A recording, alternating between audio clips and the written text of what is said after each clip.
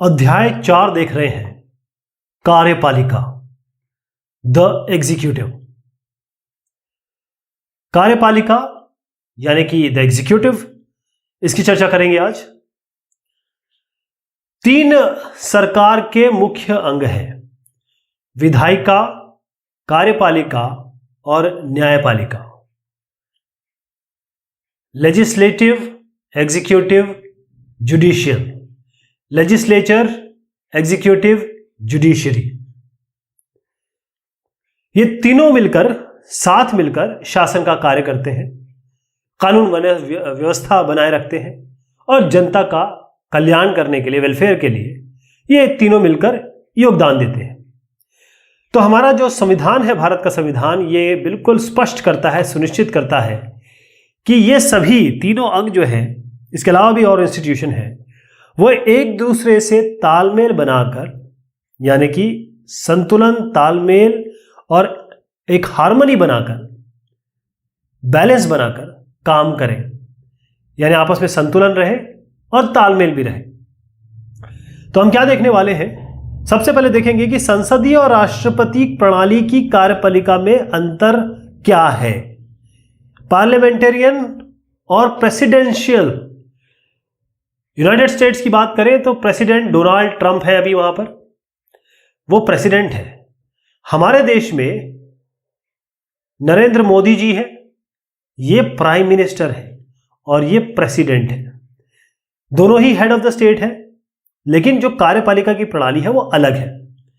भारत के राष्ट्रपति जो कि अभी रामनाथ कोविंद जी है,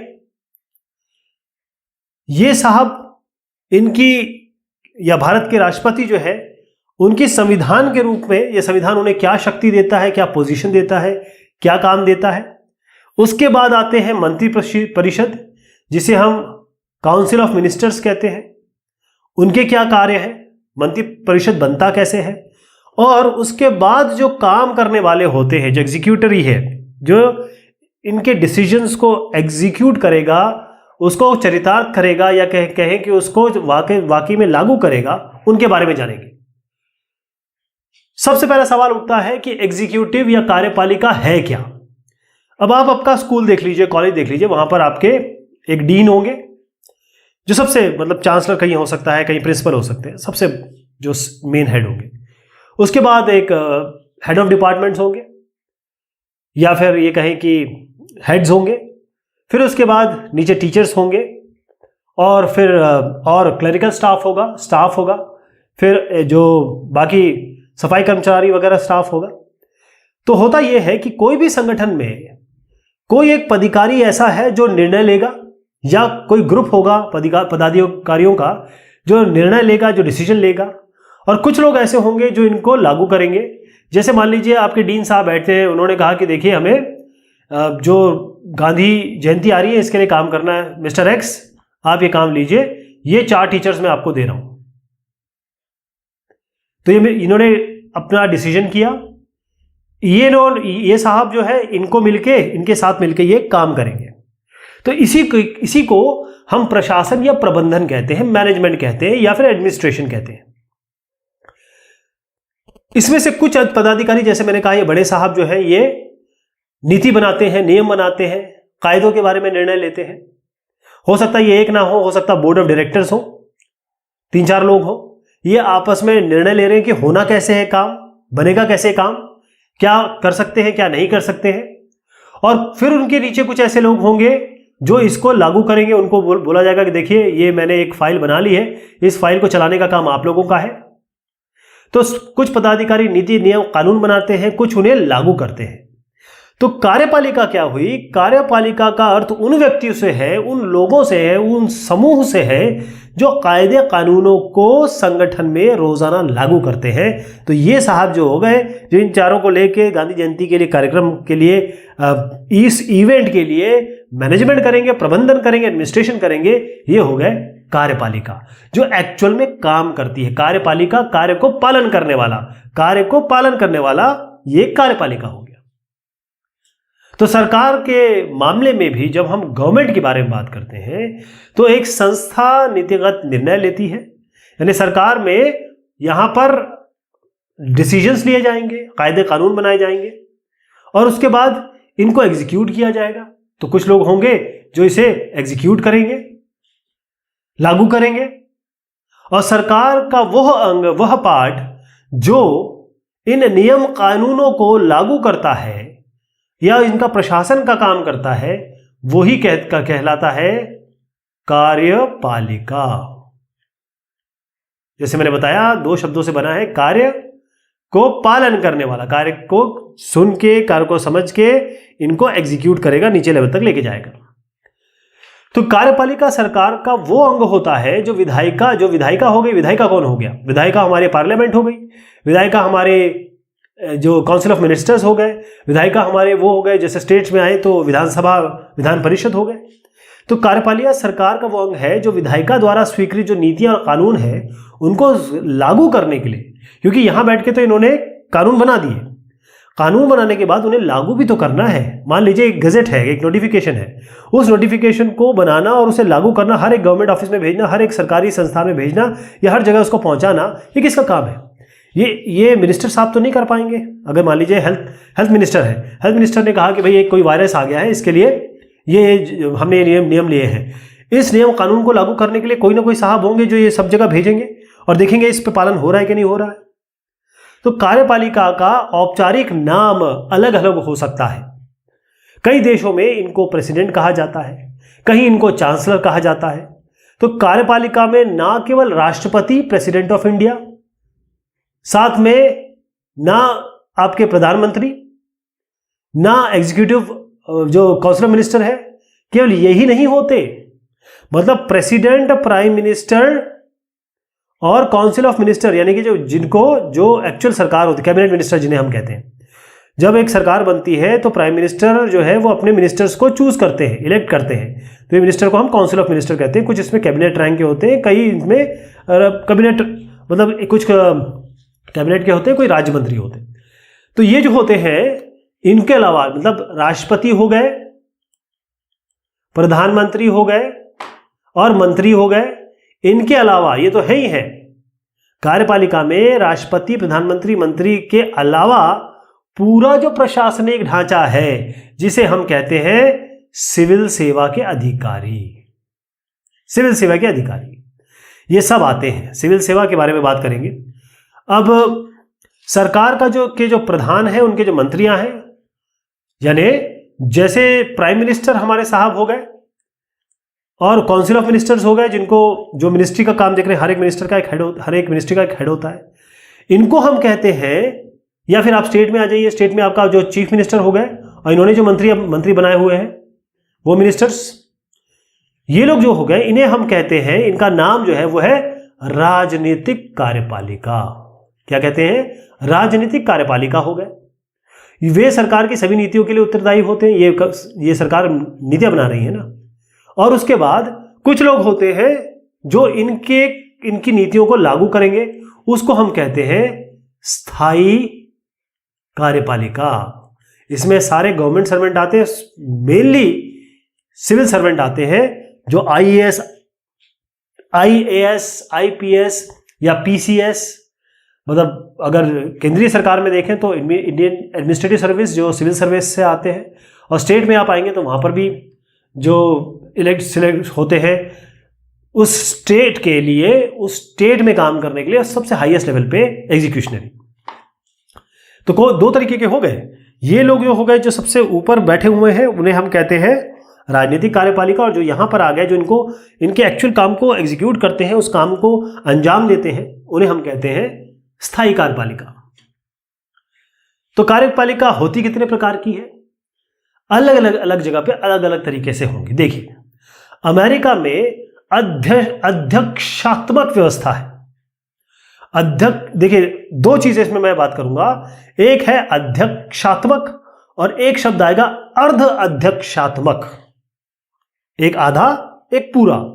तो मैं अमेरिका की बात करूं तो यहां पर अध्यक्षात्मक व्यवस्था है, यानी जितनी भी शक्तियां हैं वो सब राष्ट्रपति के पास है अमेरिका में।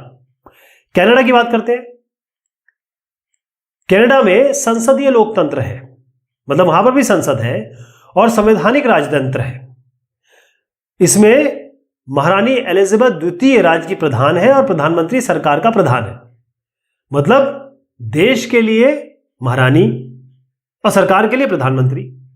फ्रांस की बात करूं, फ्रांस में राष्ट्रपति और प्रधानमंत्री दोनों है। अब देखिए, जहां पर राष्ट्रपति होंगे, यूएसए में राष्ट्रपति है, हिंदुस्तान में, इंडिया, प्रधानमंत्री है, पीएम, ये टॉप पे है, यहां पर राष्ट्रपति टॉप पे है। जब एक टॉप पे हो जाता है तब उसे हम कहते हैं अध्यक्षात्मक, जिसके पास सारी शक्तियां होती हैं। जब एक देश में आपके राष्ट्रपति भी हो और प्रधानमंत्री भी हो और दोनों के पास, देखिए, राष्ट्रपति और प्रधानमंत्री दोनों हो, उसे हम कहते हैं अध्यक्षात्मक व्यवस्था। राष्ट्रपति, प्रधानमंत्री और बाकी जो मंत्री हैं उनको नियुक्त करता है, उन्हें पद से हटा नहीं सकता, लेकिन क्योंकि वो संसद के प्रति उत्तरदायी हो जाते हैं। जापान की बात करते हैं, जापान में यहां पर संसदीय व्यवस्था, यहां पर भी पार्लियामेंट है, जिसमें राजा देश का और प्रधानमंत्री सरकार का प्रधान है। इटली में संसदीय व्यवस्था है, राष्ट्रपति देश का, प्रधानमंत्री सरकार का प्रधान है। रूस में अर्ध अध्यक्षात्मक व्यवस्था है, राष्ट्रपति, रूस की बात कर रहा हूं मैं, रशिया की। यहां पर रशिया में कैसे है, यहां पर अर्ध अध्यक्षात्मक व्यवस्था है, राष्ट्रपति देश के प्रधान है और राष्ट्रपति फिर प्रधानमंत्री को नियुक्त करते हैं, वो सरकार के प्रधान हो जाते हैं। जर्मनी की बात करिए जाए, जर्मनी में क्या है, यहां पर एक संसदीय व्यवस्था है, राष्ट्रपति देश का नाम मात्र का प्रधान है, जैसे हमारे देश में है, हमारे देश में नाम मात्र के प्रधान है, और जो चांसलर है वो सरकार का प्रधान है। मिसेस मार्केल अभी ये चांसलर है देश की, जर्मनी की, एंजेला मार्केल। तो अलग अलग देश में अलग अलग तरह की व्यवस्थाएं हैं, ठीक। तो अध्यक्षात्मक व्यवस्था में राष्ट्रपति राज्य और सरकार दोनों का ही प्रधान होता है, इसलिए मैंने कहा यूएसए में अध्यक्षात्मक व्यवस्था है। कहां कहां हो गया, अमेरिका मैंने बता दिया। तो अध्यक्षात्मक जहां पर राष्ट्रपति हेड है, चाहे राज्य का हो चाहे सरकार का हो। फिर से समझिएगा, अध्यक्षात्मक व्यवस्था वहां होती है जहां पर राष्ट्रपति, प्रेसिडेंट, सरकार का, देश का, दोनों का ही प्रधान होता है। ऐसी व्यवस्था यूएसए में है, ऐसी व्यवस्था ब्राजील में है, ऐसी व्यवस्था आपकी लैटिन अमेरिका के बहुत सारे देशों में है, संसदीय व्यवस्था में क्या होता है, हिंदुस्तान की बात करता हूं मैं। संसदीय व्यवस्था में प्रधानमंत्री सरकार का प्रधान होता है और अधिकतर संसदीय व्यवस्था में एक राष्ट्रपति या राजा जरूर होता है, लेकिन वो देश का औपचारिक केवल एक नाम मात्र का प्रधान होता है, जैसे कि हमारे देश में है। इस व्यवस्था में जो राष्ट्रपति है, जो प्रेसिडेंट है, या कहे जो राजा है, उसकी भूमिका अलंकारिक होती है, केवल अलंकार के लिए होती है कि टॉप पे कोई होना चाहिए। लेकिन जो प्राइम मिनिस्टर है और जो उसकी काउंसिल ऑफ मिनिस्टर्स होते हैं या मंत्रिमंडल जिसे कहते हैं, उन्हीं के पास एक्चुअल पावर होती है, उन्हीं के पास वास्तविक शक्ति होती है। Germany, Italy, Japan, England, Portugal, यहां पर इन देशों में यह व्यवस्था है जो मैंने आपको बताया।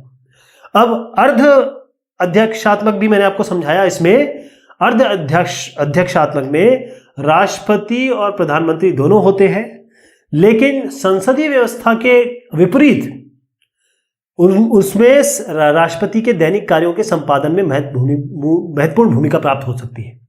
कहने का मतलब यह है कि हमारे देश में राष्ट्रपति केवल नाम मात्र है, असली प्रधानमंत्री है। जैसे अभी रामनाथ कोविंद है और यहां पर नरेंद्र मोदी है, तो नरेंद्र मोदी ही सब कुछ है। ये साहब केवल अलंकार के लिए है, बस एक टॉप पे होना चाहिए। इनके भी काम बहुत ज्यादा है, इसको भी बताऊंगा आपको। लेकिन जहां पर ये रामनाथ कोविंद और नरेंद्र मोदी के ऑलमोस्ट इक्वल पावर होगा, या फिर इनका काम भी होए, इनका भी काम बहुत ज्यादा है, तो यहां पर जैसे मैं राष्ट्रपति का दैनिक कार्यों में जो दैनिक लेवल पे जो काम है, उसके पास बहुत जबरदस्त शक्तियां होती हैं, राइट। तो अर्ध अध्यक्षात्मक व्यवस्था में राष्ट्रपति और प्रधानमंत्री दोनों तो होते हैं, लेकिन संसदीय व्यवस्था में राष्ट्रपति और प्रधानमंत्री होते हैं, लेकिन राष्ट्रपति की पावर कम होती है और प्रधानमंत्री की तो सुपर पावर होती है। तो अर्ध अध्यक्षात्मक में राष्ट्रपति भी होंगे और कौन होंगे, आपके ये प्रधानमंत्री भी होंगे, और दोनों के पास ऑलमोस्ट पावर्स होंगी। तो फ्रांस, रूस और श्रीलंका में इस तरह की व्यवस्था है। कार्यपालिका के जो प्रकार हैं इनको मैं फिर से आपको समझाऊंगा, क्योंकि अभी हमने कैसे देखा, लाइन बाय लाइन देखा, लेकिन अब हम इसको सिलसिलेवार तरीके से डायग्राम से समझते हैं। कार्यपालिका के प्रकार दो भाग में डिवाइड करेंगे इसमें। एक है सामूहिक नेतृत्व के सिद्धांत पर आधारित प्रणाली, एक है एक व्यक्ति के नेतृत्व के सिद्धांत पर आधारित प्रणाली। यानी यहां पर केवल एक व्यक्ति होगा, मेन, बस। जैसे अध्यक्षात्मक, यूनाइटेड स्टेट्स ऑफ अमेरिका, राष्ट्रपति देश का प्रमुख होता है, वही सरकार का भी प्रमुख होता है। राष्ट्रपति का चुनाव आमतौर पर प्रत्यक्ष मतदान से होता है, लोग डायरेक्ट प्रेसिडेंट को इलेक्ट करते हैं, और वह विधायिका के प्रति कोई जवाबदेही नहीं होता ही उसकी। विधायिका अलग है, जवाबदेही राष्ट्रपति की, United states of America Donald Trump की, उनके कांग्रेस के प्रति कोई जवाबदेही नहीं है अमूमन। ये समझ गए आप अध्यक्षात्मक। अब दो भाग, जो आप जैसे कहेंगे सामूहिक नेतृत्व का जो सिद्धांत होता है उसमें दो भाग हो गए। एक आपका संसदीय हो गया, एक अर्ध अध्यक्षात्मक। संसदीय जैसे हमारे यहां प्रणाली है। अर्ध अध्यक्षात्मक, देखिए राष्ट्रपति देश का प्रमुख होता है अर्ध अध्यक्षात्मक में। प्रधानमंत्री होगा सरकार का प्रमुख, देश के लिए राष्ट्रपति, सरकार के लिए प्रधानमंत्री। दोनों का चुनाव प्रत्यक्ष मतदान से होता है, डायरेक्ट मतदान से होता है, लोग वोट करते हैं इसमें। प्रधानमंत्री और उसका मंत्री परिषद विधायिका के प्रति जवाबदेह होता है, चाहे प्रधानमंत्री हो चाहे, और उसका जो मंत्री परिषद वो जो भी कांग्रेस है उसके प्रति जवाबदेह होगा। संसदीय की बात करें तो सरकार के प्रमुख को हम आमतौर पर प्रधानमंत्री कहते हैं, जैसे कि हमारे यहां व्यवस्था है। विधायिका में जो भी सबसे ज्यादा वोट लेके आएगा या जिसके सबसे ज्यादा मेंबर होंगे उनके दल का वो नेता होगा।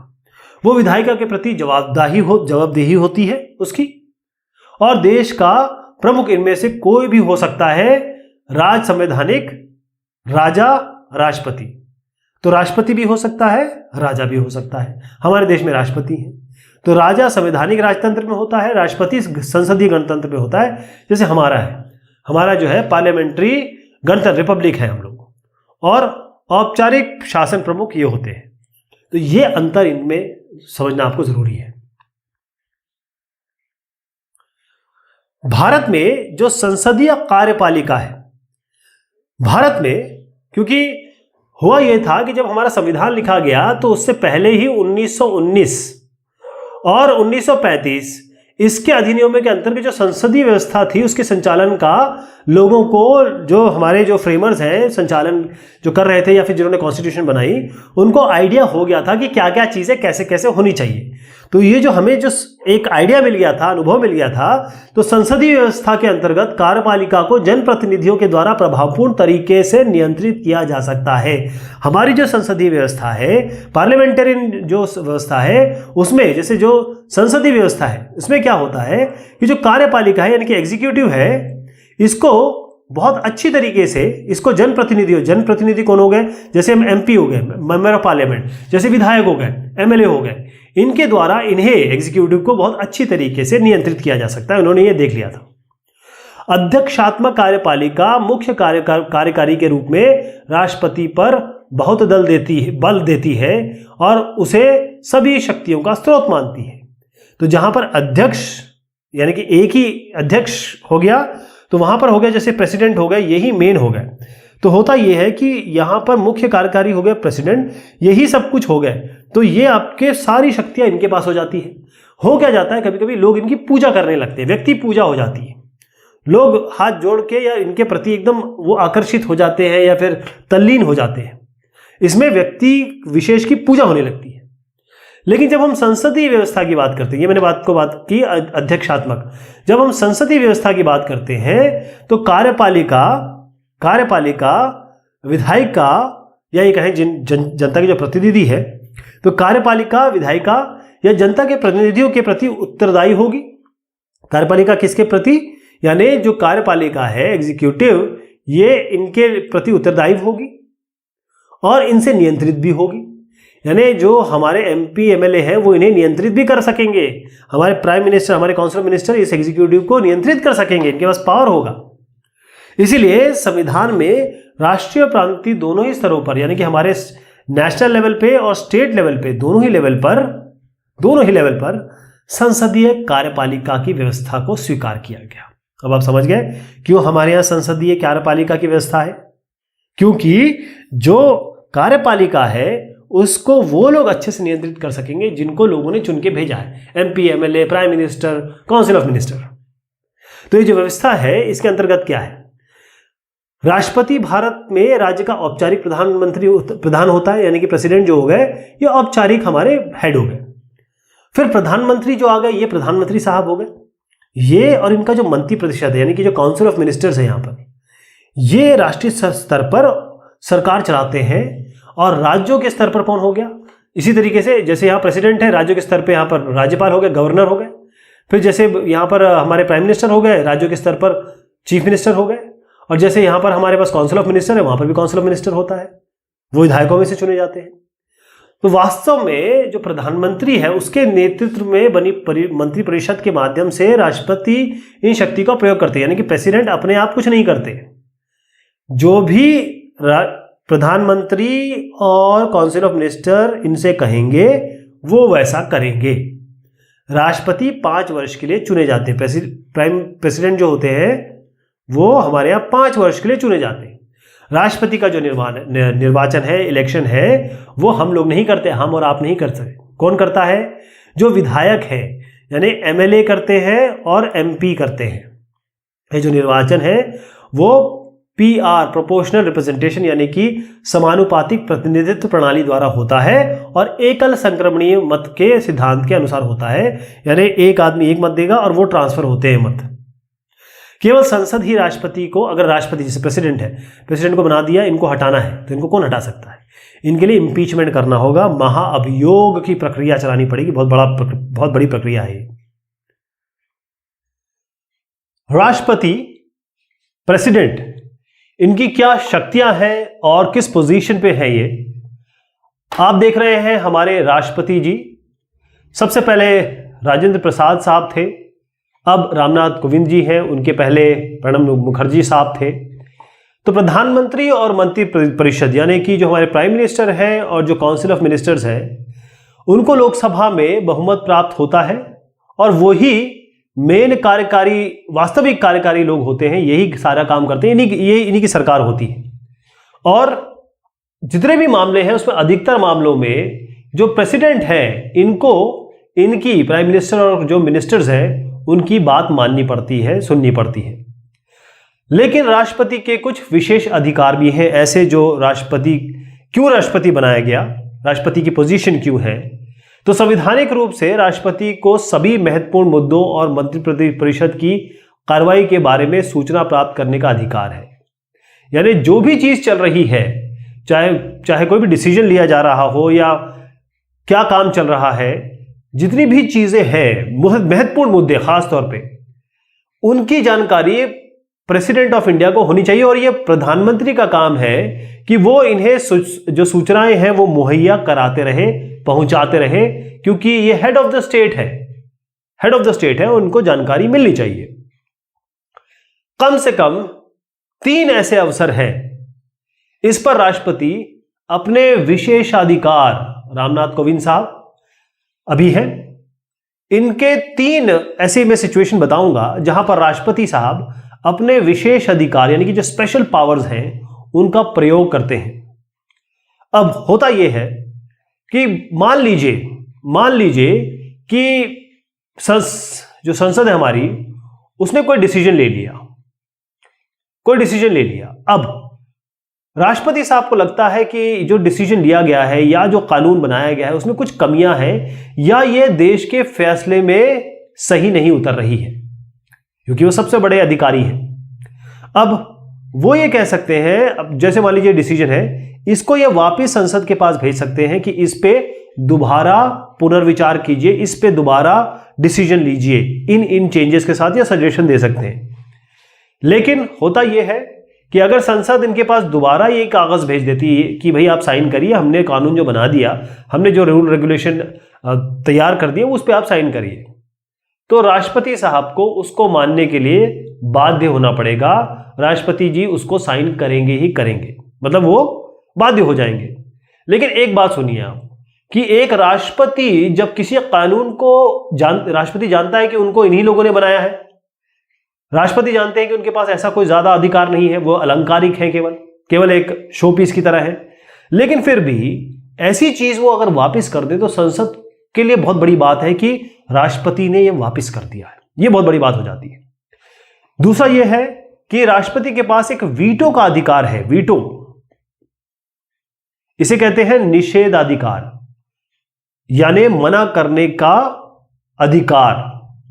अब केवल अगर धन विधेयकों को छोड़ दिया जाए, जिसे हम मनी बिल कहते हैं, इनको छोड़कर जितने भी और विधेयक हैं, विधेयक यानी बिल्स होते हैं, कानून जो बनते हैं आगे जाके, तो ये जैसे इनके पास आए, जैसे ये कोई एक बिल है और वो इनके पास साइन होने के लिए आया, तो हो सकता है ये कर सकते हैं कि कोविंद साहब या जो भी राष्ट्रपति उस समय हो वो इसकी स्वीकृति देने के लिए मना कर दे। संसद के द्वारा जितने भी विधेयक को कानून बनने से पूर्व किनके पास आना पड़ता है? कोई भी विधेयक ऐसा नहीं है कि भाई प्राइम मिनिस्टर ने साइन कर दिया या संसद में पारित हो गया, नहीं, वो आएगा प्रेसिडेंट ऑफ इंडिया के पास, वो उस पर साइन करेंगे, अपने हस्ताक्षर करेंगे और उसके बाद वो कानून बनेगा। तो जैसे मैंने बताया, राष्ट्रपति उसको लौटा सकते हैं। फिर उसके बाद क्या होगा कि अगर संसद नहीं मानती है वो दोबारा राष्ट्रपति के पास भेज देगी। लेकिन इसमें एक पॉइंट है कि राष्ट्रपति के पास, जैसे मान लीजिए ये कानून है, विधेयक है, ये राष्ट्रपति साहब के पास आया, उन्होंने वापस कर दिया, फिर दोबारा आ गया, इनको बाध्य होना पड़ेगा। लेकिन इनके पास एक वीटो का अधिकार है कि वो इस बिल को अपने पास रख सकते हैं, जिसकी कोई भी सीमा नहीं है, कोई भी समय सीमा नहीं है, कभी भी लंबित रख सकते हैं, अपने पास रख सकते हैं। अब जब तक इनसे साइन नहीं होगा तब तक वो कानून नहीं बनेगा, और इन्होंने इसको अपने पास रख रखा है, इसे मतलब अपने जेब में रख रखा है, इस पे साइन नहीं कर रहे हैं और कुछ बोल भी नहीं रहे हैं। इसी को हम पॉकेट वीटो कहते हैं, जेब में रखना, पॉकेट में रखना, इसी को हम पॉकेट वीटो कहते हैं। एक और ऐसी चीज है जिसमें विशेषाधिकार है हमारे प्रेसिडेंट के पास, उसे हम कहते हैं राजनीतिक परिस्थितियों द्वारा जो जनित होता है, पैदा होता है। अब ऐसी सिचुएशन पैदा हो जाती है, ऐसे कई बार हुआ है। यह हुआ कि चुनाव हुआ, अब चुनाव में पार्टी 1 है, पार्टी 2 है, पार्टी 3 है, किसी को भी इनके नेता किसी को भी बहुमत नहीं मिला, यानी मेजॉरिटी किसी को भी नहीं मिली।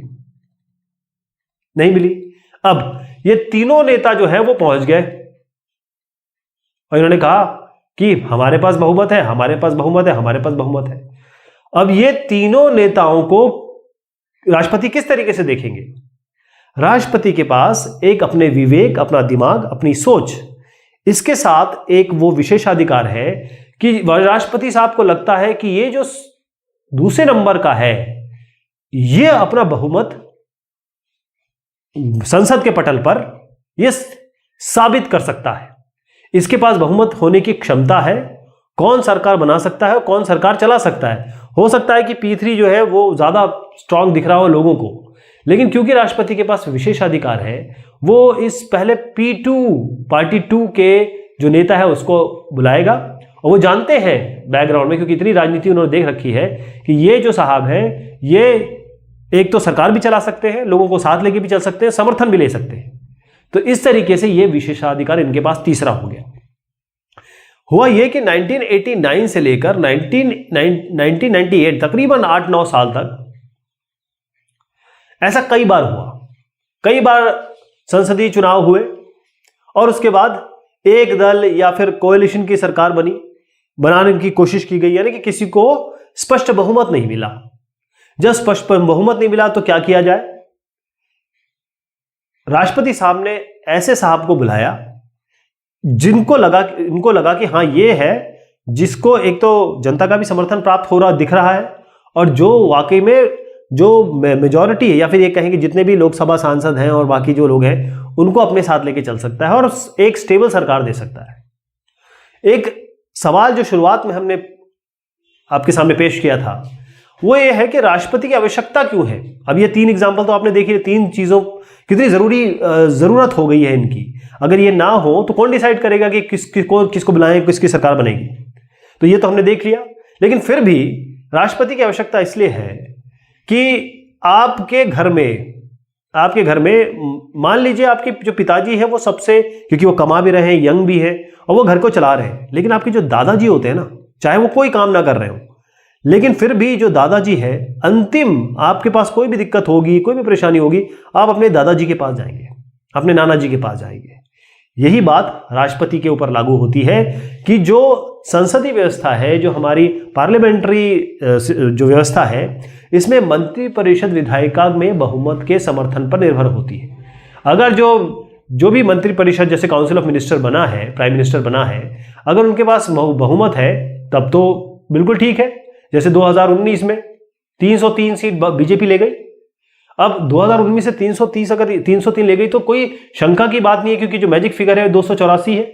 543 सीट जो है जिसके लिए चुनाव हुए थे, अब 284 इनको से बहुत आगे 303 मिल गए, तो राष्ट्रपति जी को कुछ करना ही नहीं पड़ा।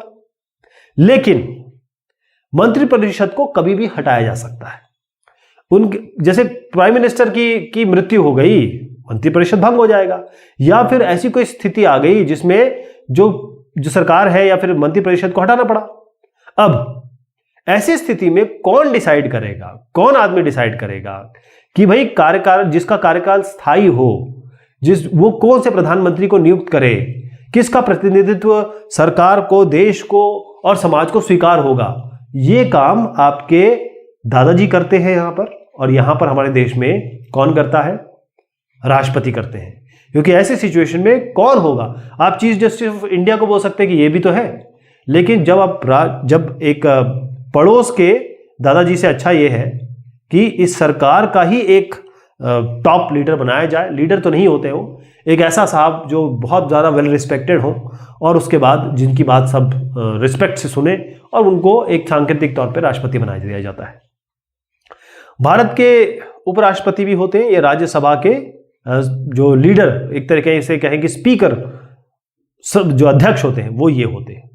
अगर मान लीजिए कि जो राष्ट्रपति है उनका देहांत हो जाता है, राष्ट्रपति की भी मृत्यु हो गई, राष्ट्रपति ने त्याग पत्र दे दिया या उन पे इम्पीचमेंट हो गया, महाअभियोग उनके ऊपर दायर हो गया, तब जब तक नया राष्ट्रपति नहीं आता है तब तक उपराष्ट्रपति जो होते हैं वो राष्ट्रपति की जगह लेते हैं, कार्यवाहक, यानी कि राष्ट्रपति का वो कार्यभार देखते हैं जब तक नया राष्ट्रपति नहीं चुना जाता। मैं एग्जांपल देता हूं, फखरुद्दीन अली अहमद साहब थे, फखरुद्दीन अली अहमद साहब। अब हुआ ये कि ये आप चित्र भी देख रहे हैं, ये साहब है। अब इनकी मृत्यु हो गई तो उसके बाद क्या हुआ कि जो बीडी जत्ती साहब थे, बीडी जत्ती, इन्होंने राष्ट्रपति का कार्यभार संभाला जब तक नए राष्ट्रपति नहीं आ गए। तो उपराष्ट्रपति, राज्यसभा, इनका रिलेशन जो है वो राज्यसभा से होते हैं। अब बात करते हैं प्रधानमंत्री की। प्रधानमंत्री सबसे इंपॉर्टेंट पोस्ट है हमारे देश में। ऐसा नहीं है कि हर जगह प्रधानमंत्री इंपॉर्टेंट पोस्ट है, हमारे देश में है ऐसा है। सबसे पहले प्रधानमंत्री जवाहरलाल नेहरू साहब रहे, उसके बाद आप सारी लिस्ट देख रहे हैं, और अब श्री नरेंद्र मोदी जी हमारे प्रधानमंत्री हैं। तो मंत्रिपरिषद के प्रधान के रूप में जो प्रधानमंत्री है अपने देश की सरकार का सबसे महत्वपूर्ण पदाधिकारी होता है। हमारे देश में सबसे ऊपर अगर सबसे इंपॉर्टेंट आदमी माना जाए तो प्राइम मिनिस्टर होता है। तो जैसे ही प्रधानमंत्री अगर बाय चांस किसी भी कारण से बहुमत या जो सब बहुमत नहीं है इनके पास, या किसी तरीके से खो देता है, मान लीजिए 3 पार्टियां हैं जो प्रधानमंत्री को सपोर्ट कर रही हैं, एक पार्टी पीछे हट गई तो इनका समर्थन, मतलब इनके पास मेजॉरिटी नहीं रहेगी, तो वो अपना पद खो देंगे।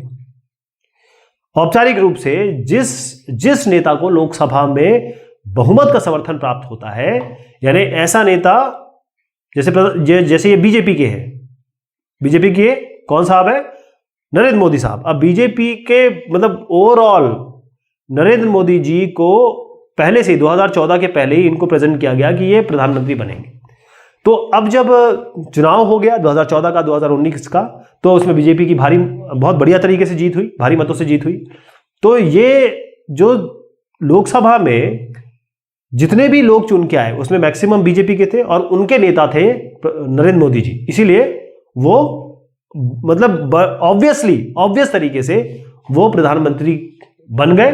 लेकिन फाइनल किसने किया उनको? राष्ट्रपति ने उन्हें नियुक्त कर दिया। सारे लोग जानते थे कि यही प्रधानमंत्री बनने वाले हैं, लेकिन राष्ट्रपति उन्हें, जिसे कहेंगे कि एक तरीका होता है, ये कहेंगे एक जरिया होता है, राष्ट्रपति उन्हें नियुक्त करते हैं। तो प्रधानमंत्री ये तय करता है, जैसे प्रधानमंत्री बन गया, चुनाव हो गया, प्रधानमंत्री आ गए, अब ये चुनेंगे कि हमारे मिनिस्टर कौन से होंगे, संचार मंत्री कौन होगा, मिनिस्ट्री ऑफ सिविल एविएशन कौन देखेगा, या फिर या कहे हेल्थ मिनिस्टर कौन होगा। तो ये पद की नियुक्ति कौन करता है? मंत्रालयों को, मिनिस्ट्री को कौन बांटता है? प्रधानमंत्री करते हैं। तो वो देखते हैं कि कौन से साहब सबसे सीनियर है, उनको वो वाली मंत्री बनाते हैं। राजनीतिक महत्व कितना है उस बंदे का, तो उसी हिसाब से उनको वो मंत्री बनाते हैं, उनको वो राज्य मंत्री बनाते हैं, उनको वो उप मंत्री बनाते हैं। इस तरीके से वो अलग अलग मंत्रालयों का आवंटन करते हैं और अलग अलग लेवल के मंत्री बनाते हैं। इसी तरीके से राज्य जो मुख्यमंत्री है, राज्यों के मुख्यमंत्री भी वही काम करते हैं। ये सेम काम जो प्रधानमंत्री जी कर रहे हैं, वही अगर एक राज्य की बात करें तो वहां का जो चीफ मिनिस्टर है वो किसका नेता होगा? जो जितने विधायक या एमएलए चुन के आए हैं, उनके जितने भी एमएलए चुन के आए उनमें जो मेजॉरिटी एमएलए जिनको सपोर्ट करते हैं वो चीफ मिनिस्टर बन जाएगा। अब चीफ मिनिस्टर अपने मिनिस्ट्री डिस्ट्रीब्यूट करेगा। तो ये देखिएगा, एक इंपॉर्टेंट बात है कि प्रधानमंत्री और जितने भी मंत्री है, प्रधानमंत्री खुद भी और जितने भी इन्होंने मंत्री बनाए, ये ऐसा नहीं कि संसद के सदस्य ना हो। ये अगर इन्होंने बना दिया है या खुद भी बन गए हैं, तो ये संसद के सदस्य होना जरूरी है। संसद के अगर सदस्य नहीं है, पार्लियामेंट के मेंबर नहीं है, तो मंत्री या प्रधानमंत्री आप बन तो सकते हैं, लेकिन 6 महीने के अंदर आपको निर्वाचित होना पड़ता है पार्लियामेंट में, चाहे आप राज्यसभा में क्यों ना आ जाए। तो इसीलिए अगर आपको मिनिस्टर बना दिया गया है या प्राइम मिनिस्टर है और वो बन गए हैं, तो इसका मतलब ये है कि वो किसी न किसी लोकसभा या राज्यसभा के मेंबर होने चाहिए। अगर नहीं है तो 6 महीने के अंदर उनको होना चाहिए, अदरवाइज उनका मंत्रिपरिषद चला जाएगा। तो मंत्रिपरिषद का आकार देखिए। अब एक साहब देखिए, ये प्राइम मिनिस्टर बनना चाहते हैं। इन्होंने क्या किया? इन्होंने एक दल को कहा, एक पार्टी वन को कहा कि ऐसा है, अगर आप ना, मैं प्राइम मिनिस्टर बन जाऊंगा, तो अगर आप मुझे सपोर्ट करेंगे तो मैं आपके सारे मेंबर को ना वो बना दूंगा, मिनिस्टर बना दूंगा। ऐसे इन्होंने P2 से भी वादा कर दिया। तो होगा क्या? मान लीजिए 500 लोग या ये कहें 300 लोग इलेक्ट हो गया है, 550 करीब हमारे पास सीट्स है, 543 वैसे। तो ये 300 लोग इलेक्ट हो गया है। इन्होंने क्या किया? 100 लोगों को मिनिस्टर बना दिया। क्या ये सही है? 300 लोग जो ये इनको सपोर्ट कर रहे हैं, उसमें से 100 को मिनिस्टर बना दिया। तो संविधान में बाकायदा संशोधन किया गया कि अगर ऐसी कोई व्यवस्था आएगी तो मंत्रिपरिषद, ऐसा ना हो कि ये सबको लुभाने के लिए सभी को मंत्रिपरिषद का मंत्री बना दे, अपने मंत्रिपरिषद में रख ले। तो उन्होंने कहा कि जितने भी मंत्रिपरिषद की संख्या जो है, वो लोकसभा या राज्यों में जो विधानसभा होती है उसकी कुल सदस्य संख्या के 15% से ज्यादा नहीं होगी। मतलब अगर 500 का एग्जाम्पल मैं एक एग्जाम्पल ले रहा हूँ, 500 सीट्स है तो उसका 15% निकाल दीजिए, जो भी वैल्यू आएगी उससे ज्यादा मंत्रिपरिषद में मंत्री नहीं रख सकते हैं। तो कार्यपालिका सतत रूप से विधायिका को नियंत्रण में और देखरेख में रखती है। कार्यपालिका जो है, मतलब ये विधायिका जो है, वो कार्यपालिका को, जो भी लोग इलेक्ट होके आते हैं, वो लोग इन कार्यपालिका के मेंबर को अपने देखरेख में रखते हैं, नियंत्रण में रखते हैं। मंत्रिपरिषद संसद की एक कार्यकारी समिति है, जिसे हम काउंसिल ऑफ मिनिस्टर्स कहते हैं, और वो संसद के प्रतिनिधि के रूप में सामूहिक रूप से शासन करती है। जो काउंसिल ऑफ मिनिस्टर है, जिसे हम कैबिनेट भी कहते हैं, जो भी सरकार बनती है वो उसको कैबिनेट बनाती है, ये कैबिनेट, और वही लोग मिलके सरकार चलाते हैं। यदि मान लीजिए कोई भी एक काउंसिल ऑफ मिनिस्टर के विरुद्ध एक अविश्वास प्रस्ताव पारित हो जाए, यानी कि ये आदमी जो है ये सही नहीं है, इसने गलत काम किया है, इसके लिए एक अविश्वास प्रस्ताव संसद में आएगा, और अगर पारित हो जाता है तो पूरे के पूरे कैबिनेट को, पूरे के पूरे जो कहें काउंसिल ऑफ मिनिस्टर को क्या करना पड़ता है? त्यागपत्र देना पड़ता है। इसका मतलब यह है कि यदि कोई मंत्रिमंडल की नीति या निर्णय से सहमत नहीं है, जैसे ये कैबिनेट है पूरा, इसमें इतने लोग हैं, इन साहब को नहीं पसंद है, तो ये क्या करेंगे? या तो इनको मानना पड़ेगा या इनको बाहर जाना पड़ेगा, इनको त्यागपत्र देना पड़ेगा।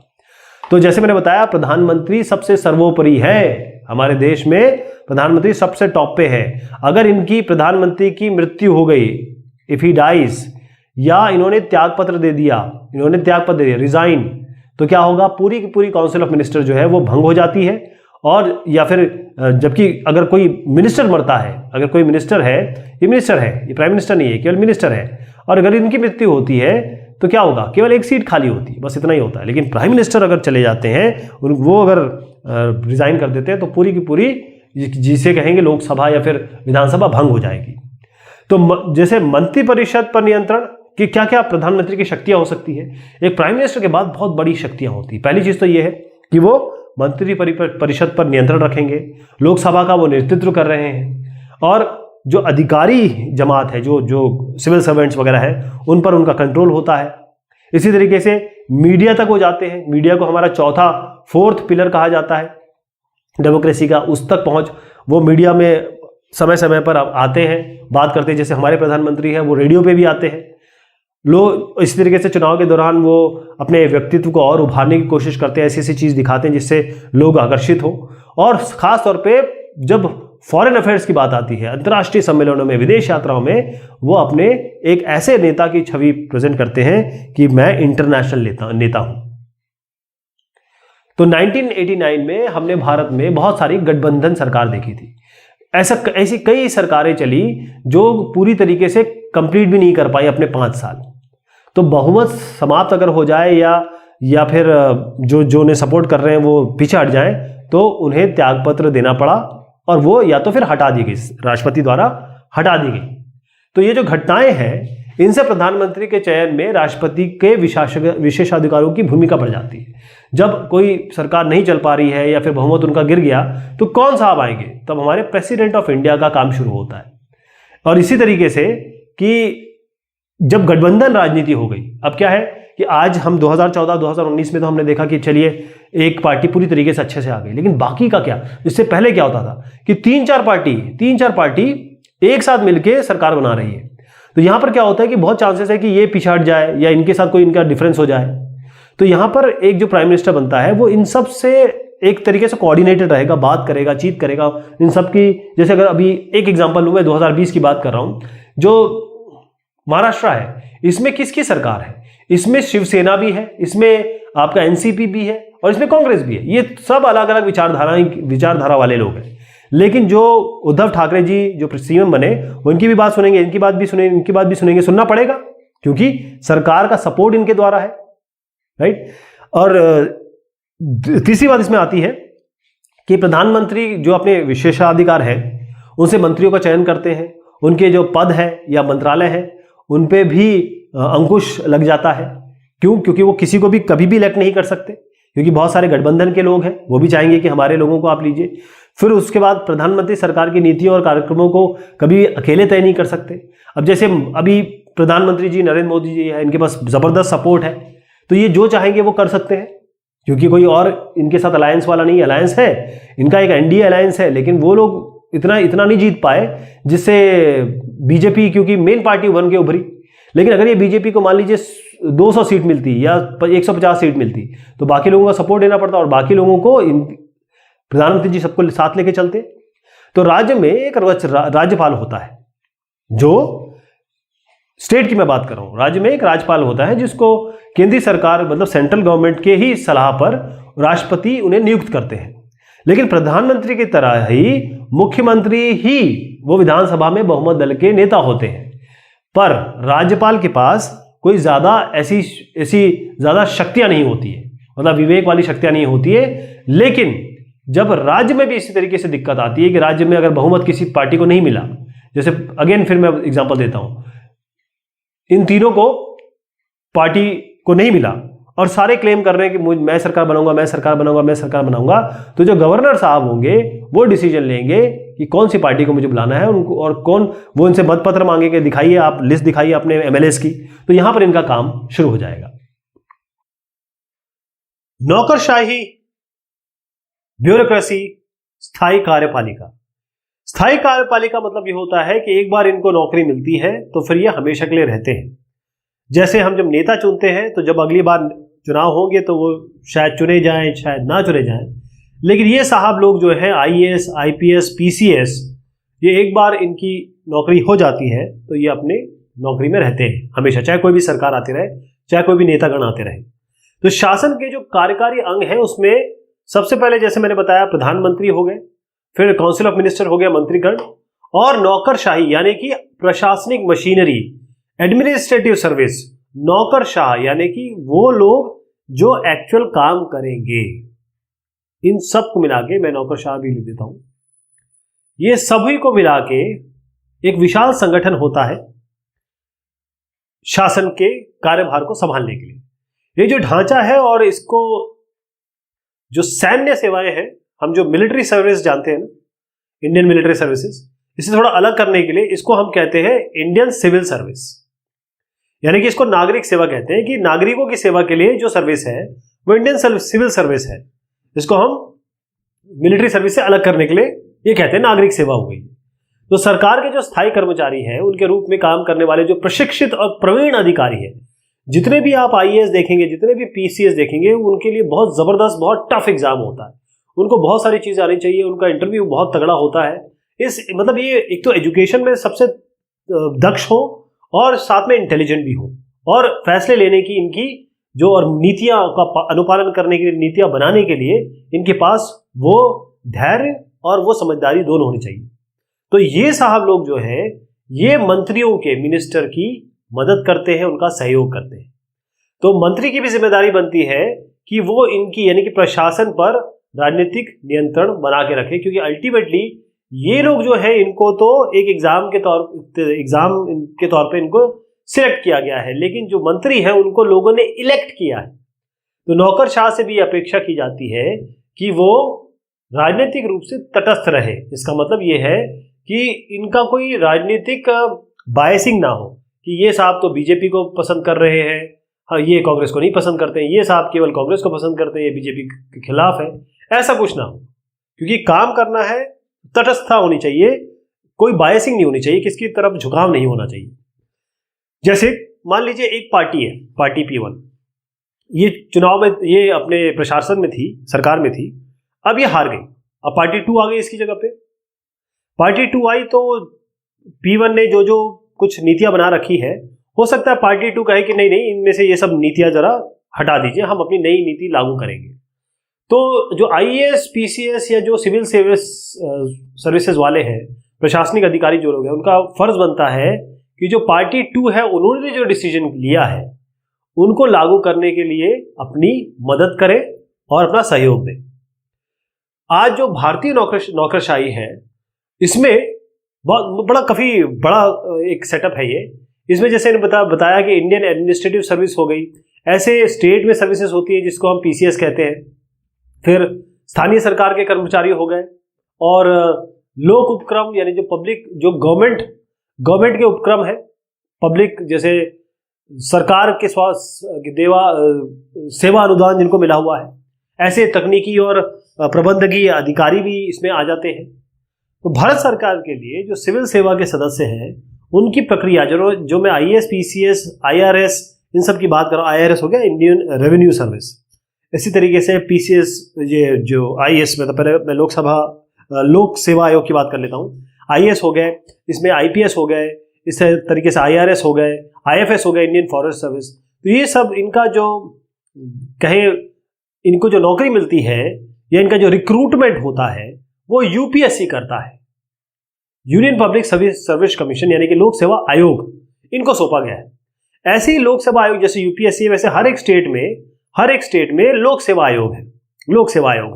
तो लोक सेवा आयोग के सदस्यों को एक निश्चित कार्यकाल के लिए नियुक्त किया जाता है, और उनको सर्वोच्च न्यायालय के न्यायाधीश के जांच के आधार पर ही निलंबित या अपदस्थ किया जा सकता है। ध्यान से देखिएगा कि यूपीएससी और जो स्टेट में जो यूपीएससी के समकक्ष है, उन लोगों को, उन जो सेवा दे रहे हैं, उनको कौन पद देता है, उनको हटा भी कौन सकता है। ऐसे कोई आसानी से उनको निलंबित या अपदस्थ नहीं किया जा सकता, ओनली न्यायाधीश कर सकता, वो भी सर्वोच्च न्यायालय के न्यायाधीश कर सकते हैं। संविधान जो है दलित और आदिवासियों के लिए आरक्षण की व्यवस्था करता है, और महिलाओं और अन्य पिछड़ी जातियों के लिए कई जगह आरक्षण हो गया है। तो जो आईएएस में बता रहा हूँ, इंडियन एडमिनिस्ट्रेटिव सर्विस, जिसको हम कहते हैं भारतीय प्रशासनिक सेवा, इसी तरीके से आईपीएस हो गया, इंडियन पुलिस सर्विस, यानी कि भारतीय पुलिस सेवा, तो ये कहां से आते हैं, कौन इनका चयन करता है, यूपीएससी, संघ लोक सेवा आयोग, संघ लोक सेवा आयोग। तो ये सिविल सेवाओं का एक वर्गीकरण देख लीजिए। इसमें अखिल भारतीय सेवाएं हैं, पूरे देश के लिए जो सेवाएं हैं, इसमें इंडियन एडमिनिस्ट्रेटिव सर्विस आईएएस हो गए, पीसीएस हो गए। फिर केंद्रीय सेवाएं होते हैं जिसमें भारतीय विदेश सेवा है, जिसमें फॉरेन सर्विस है, भारतीय सीमा शुल्क सेवा है। प्रांतीय सेवा एक प्रांत के रिस्पेक्ट में होती है, यानी कि एक स्टेट के रिस्पेक्ट में होगा, डिप्टी कलेक्टर होगा, बिक्री कर अधिकारी होंगे। एक जिले का जिलाधिकारी जो होता है कलेक्टर, एक कलेक्टर जिसे हम डीएम भी कहते हैं, डिस्ट्रिक्ट मजिस्ट्रेट, वो उस जिले का एक डिस्ट्रिक्ट का सबसे इंपॉर्टेंट आदमी होता है, सबसे महत्वपूर्ण अधिकारी होता है। आईपीएस अधिकारी किसी एक राज्य से संबंधित कर दिया जाता है, मतलब एक स्टेट है, वहां पर जो सरकार है, केंद्रीय सरकार इनको भेज देगी और फिर वो राज्य सरकार की देखरेख में काम करते हैं। जो आईपीएस होते हैं, इंडियन पुलिस सर्विस जो होते हैं, वो इनको रिक्रूट यूपीएससी करता है, यूपीएससी ने रिक्रूट कर रहा है, नौकरी दे रहा है। फिर जो केंद्र सरकार है उनके अधीन होते हैं और ये स्टेट में भेजे जाते हैं और फिर ये स्टेट गवर्नमेंट के अंडर में काम करते हैं। तो जो केंद्रीय सरकार है वो ही आईएएस आईपीएस इनके खिलाफ अगर कोई भी अनुशासनात्मक कार्रवाई है, यानी कोई भी डिसिप्लिनरी अगर इनके ऊपर कोई वो लगता है, आक्षेप लगता है, तो इनकी कार्रवाई केवल केंद्र सरकार कर सकती है। क्योंकि आप ये कहेंगे ना, क्योंकि ये तो स्टेट के अंडर में आ गए, स्टेट गवर्नमेंट की अगर इन्होंने बात नहीं सुनी या नहीं पालन की तो फिर इनको हटा दिया जाएगा, ऐसा नहीं है। इनकी डिसिप्लिनरी एक्शन केवल केंद्रीय सरकार ले सकती है। और राज्य के प्रशासन में राज्य लोक सेवा आयोग द्वारा नियुक्त अधिकारियों को भी योगदान होता है। जैसे मैंने कहा, हर एक स्टेट में एक, जैसे यूपीएससी है पूरे इंडिया के लिए, वैसी हर एक पब्लिक सर्विस कमीशन इस तरीके से होते हैं हर एक स्टेट में। वहां के लोगों को वो रिक्रूट करते हैं, वो भी इसी तरीके के काम करते हैं, सरकार के नुमाइंदे होते हैं वो। हमने देखा है कि जो नौकरशाह, जैसे आईएएस से मिलना कितना मुश्किल है, कोई आप सोच सकते हैं डीएम से जाके मिल लेंगे, बड़ा मुश्किल होता है। सामान्य नागरिक इनके पास जा नहीं पाते हैं, बहुत मुश्किल होता है। एक और चीज देखी गई है कि क्योंकि ये नेता, क्योंकि स्टेट में आ गए, अब नेता होंगे, यहाँ पर नेता की बातों के अनुसार ये काम करना चाहेंगे या काम नहीं करेंगे, यानी एक तरीके से राजनीतिक हस्तक्षेप जो होगा, इंटरफेरेंस होगा, उसमें जो नौकरशाह है, जो ब्यूरोक्रेट है, वो कई बार नेताओं के हाथ का खिलौना बन जाते हैं, क्योंकि अगर उनकी बात नहीं मानेंगे तो उनका जीना दूभर हो सकता है। ऐसी सरकारी कर्मचारियों को अपने कार्यों के संपादन में राजनीतिक हस्तक्षेप से बचाने की कोई व्यवस्था नहीं है। मान लीजिए कोई सरकारी आदमी है, उसको नेता का फोन आ गया, ऐसा है, ये काम करना है। अभी सरकारी आदमी का बेचारा क्या काम करेगा, बेचारा सरकारी आदमी है, किसी नेता का फोन आ गया, तो ये जो एक तरीके से राजनीतिक हस्तक्षेप जो हो रहा है इसके कार्यों में, तो उससे भी बचने की कोई व्यवस्था हमें दिखाई नहीं देती है। ऐसी नौकरशाही जो ब्यूरोक्रेसी है, वो अपना काम ठीक से कर रहे हैं कि नहीं कर रहे हैं, क्या आईएएस पीसीएस अपना काम ठीक से कर रहे हैं, इनकी उत्तरदायित्व को भी सुनिश्चित करने का हमारे पास कोई ज्यादा प्रावधान नहीं है कि वाकई में अपना काम जो इनको दिया गया है वो ठीक से ये अंजाम दे रहे हैं कि नहीं दे रहे हैं। जो आरटीआई वगैरह है ना, आरटीआई जो 2005 का एक्ट है, सूचना का अधिकार, ये बहुत बढ़िया है। इसमें आप किसी भी सरकारी संस्थान में लेटर लिख के अपनी जानकारी पूछ सकते हो और आपको जानकारी का जवाब मिलेगा। इसके लिए बड़े टफ रूल है। तो ये मैं कहना चाहूंगा, जो भी हमने डिस्कशन किया, कि सरकार के जितने भी अंग हैं उससे कार्यपालिका सबसे जबरदस्त होती है, सबसे स्ट्रांग होती है। कार्यपालिका को विधायिका के नियमित नियंत्रण और देखरेख में रखा गया है, यानी जो लोग इलेक्ट होकर आते हैं और वो जो लोग कार्यपालिका कार्य का पालन करते हैं, तो विधायिका के लोग इनके ऊपर नियंत्रण रखते हैं।